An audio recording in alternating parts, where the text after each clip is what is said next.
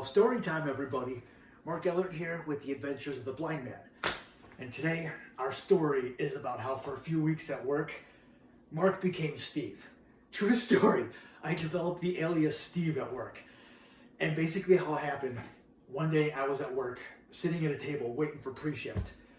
And one of my coworkers and friends, Michelle, she came and sat down next to me at the table. She said, "Hey, good morning, Steve." And clearly Mark didn't respond to Steve. She just said, "Hey, good morning, Steve." I just let it slide. But after a little bit, I realized that Steve actually didn't respond. So I went, "Is she talking to me?" And whatever. The next day, almost the same thing happened. I show up to pre-shift and sit down at a table. Ironically, that's the same table Michelle's sitting at. It's like, "Hey, good morning, Steve." I went, there it is again. "Good morning, Steve." Is she talking to me? Should I correct her? It's like, you know what? For all I know, Steve's sitting at this table and Steve's having a shitty day. Steve's not responding because he didn't have his coffee.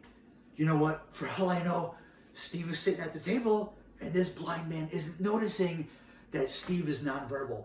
Steve could be deaf and he could be communicating with sign language for all I know. You know what? It's not all about me. Mark, stop being so egocentric. She's not talking to you. She's talking to Steve. You don't know if he's responding or not because you can't see. He could be nonverbal. That's just what it is. But for the next couple of weeks at work, I notice I'm hearing Steve all the time. I've never met Steve. I never ran into him, but I'm hearing him all the time from that one person, Michelle. All the time when I'm walking through work, when I'm at pre-shift, when I'm at my shift, I hear, "Hey, good morning, Steve." And clearly, again, Mark is not responding.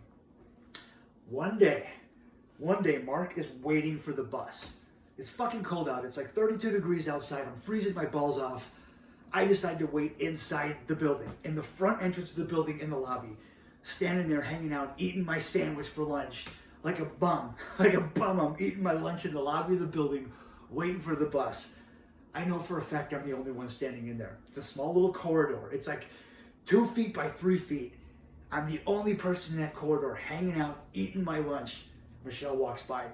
"Hey, Steve, have a good day. I'll see you tomorrow." Mark is Steve. Steve is Mark. I literally had an epiphany and almost spit out my sandwich. "Hey, thank you, Michelle. Have a good day. You too." At this point, I had to respond to Steve. I didn't feel like correcting her. For a couple of weeks, I'm letting this person call me Steve.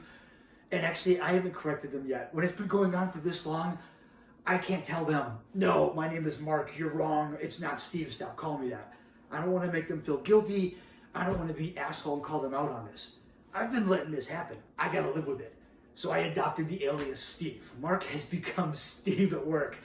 Because I'm not going to be the dick to correct somebody when I'm letting this happen for so long. I didn't know how to say something. So again, I almost spat out my sandwich and finally responded. She finally got a response from Steve. I hope she feels better about it. And that's when literally Mark became Steve. I finally started responding all the time. "Hey, Steve's doing great today. How you doing, Michelle?" She saw a whole new side of Steve. He became really friendly. So now for a while, I'm responding to Steve and all is well. As I thought about it, this could be useful for me. One day, when Steve is late for work, that's fucking Steve. That ain't Mark. One day when the boss is like, "Yo, Mark, you didn't finish your shift before you left. There was still dirty silverware." Like, fuck no, I finished the silverware. You talk to Steve about that shit. That's Steve. That's Steve, baby. That ain't me. I'm doing it. So I have a scapegoat now. Steve is my scapegoat at work and he helps. But that's when I got called out. That's when one day I was late to work. One day Steve was late to work. Steve walked in like 15, 20 minutes late because he missed the bus. When he's walking in late, Michelle is his first encounter. "Hey, good morning, Steve." I'm like, "Hey, good morning, Michelle." So Steve's not doing good today. Steve missed the bus. I'm late. I missed pre-shift. I don't know where I'm at today. Where's my assignment? What am I doing? So we went to go find a manager. We're walking to the building and we encountered Jake. "Hey, Jake, where's Steve going to be today?" And he turned around, "Steve?" And Michelle's like, "Yeah, where's Steve going to be today?" "You mean Mark?" "Okay, look, I can explain. And she's like, "Mark, really?" I'm like, look, and it's like, "Steve, really?" "No, look, I can explain." That's when I let her know that for so long, when I actually let it happen, I couldn't be the dick and actually call her out on it. That's when I explained that Mark didn't realize you were talking to him. Once I realized it had been too long, and Mark became Steve. But that's when Jacob called it out. Jacob called it out, and now Steve has been destroyed. There's no more Steve.